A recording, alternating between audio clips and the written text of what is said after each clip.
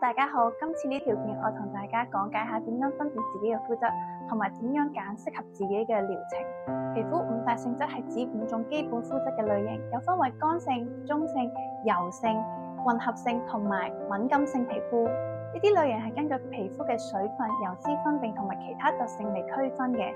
乾性肌膚，皮膚乾燥緊繃，易有細紋同埋斑點，毛孔細小。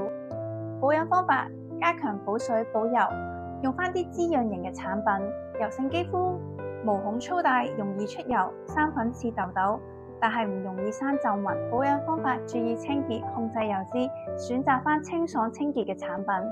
中性肌膚，水油平衡，膚質細膩柔軟，唔容易有明顯嘅問題。保養方法：維持清潔補水就 OK 㗎啦。混合性肌膚，額頭到鼻 T 字部位容易出油，面珠燈呢兩邊就會比較乾燥啲嘅。保養方法，我哋針對額頭到鼻 T 字部位，我哋採用控油方法。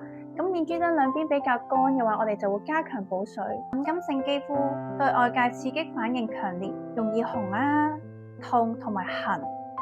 保養方法，揀翻啲成分單純同埋溫和嘅產品，避免過多嘅刺激。